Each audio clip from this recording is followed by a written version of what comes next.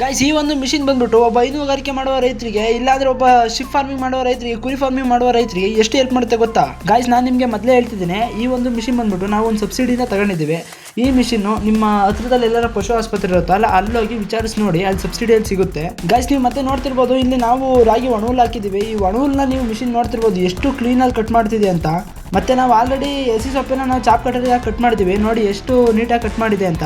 ಮತ್ತೆ ಭಾಳ ಜನ ಹೇಳ್ತಾರೆ ಸೊಪ್ಪೆ ಅದರಲ್ಲಿ ಸಿಗಾಕಣುತ್ತೆ ಅಂತ, ಯಾವುದೇ ಕಾರಣಕ್ಕೂ ಅದರಲ್ಲಿ ಸೊಪ್ಪೆ ಸಿಗಾಕಣಲ್ಲ, ನೀಟಾಗಿ ಕಟ್ ಆಗುತ್ತೆ ಗೈಸ್. ಮತ್ತೆ ಇದಕ್ಕೆ ನೀವು ಭಾಳ ಏನು ಕೆಲಸ ಮಾಡಬೇಕಾದ್ದೇನಿಲ್ಲ. ಇದಕ್ಕೆ ನೀವು ಹುಲ್ನ ಮುಂದೆ ಕೊಟ್ಟರೆ ಅದು ಅದಕ್ಕದೇ ಎಳ್ಕೊಳುತ್ತೆ. ನೀವು ಏನಪ್ಪ ಅಂದರೆ ನೀವು ಯಾವ ಹುಲ್ ಕೊಡಬೇಕು ಅದನ್ನು ಈ ಥರ ಮುಂದೆ ಅದರಲ್ಲಿ ಒಂದು ಸಿಸ್ಟಮ್ ಕೊಟ್ಟಿರ್ತಾರೆ, ಅದರಲ್ಲಿ ನೀವು ಹುಲ್ನ ಹಾಕ್ತಾ ಹೋಗಬೇಕು, ಅದಕ್ಕದೇ ಎಳ್ಕೊಂತೈತೆ.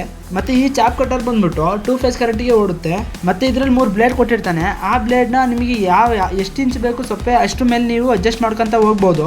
ಆ ಬ್ಲೇಡ್ನ ನೀವು ತಿಂಗಳಿಗೆ ಒಂದ್ಸಲಿ ತೆಗೆದುಬಿಟ್ಟು ಮಸಿಬೋದು. ಅಲ್ಲೊಂದು ಚಕ್ರ ಥರ ಕಾಣ್ತೈತಲ್ಲ ಅದರೊಳಗೆ ಬ್ಲೇಡ್ ಇರುತ್ತೆ, 3 ಬ್ಲೇಡ್ ಇರುತ್ತೆ. ಮತ್ತೆ ಗಾಯ್ಸ್ ಇವತ್ತಿನ ವೀಡಿಯೋ ಬಂದ್ಬಿಟ್ಟು ಇಷ್ಟ ಆದರೆ ಲೈಕ್ ಮಾಡಿ, ಶೇರ್ ಮಾಡಿ, ಕಮೆಂಟ್ ಮಾಡಿ.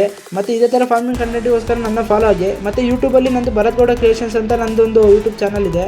ಆ ಯೂಟ್ಯೂಬ್ ಚಾನಲ್ ಹೋಗಿ ಸಬ್ಸ್ಕ್ರೈಬ್ ಆಗಿ. ಇದೇ ಥರ ಫಾರ್ಮಿಂಗ್ ಕಂಟೆಂಟ್ ವೀಡಿಯೋನ ಹಾಕ್ತಿರ್ತೀನಿ ಗೈಸ್. ಇಷ್ಟ ಅಂತ ಇವತ್ತಿನ ವೀಡಿಯೋನ ಮುಗಿಸ್ತಿದ್ದೀನಿ. ಎಲ್ರಿಗೂ ಬಾಯ್.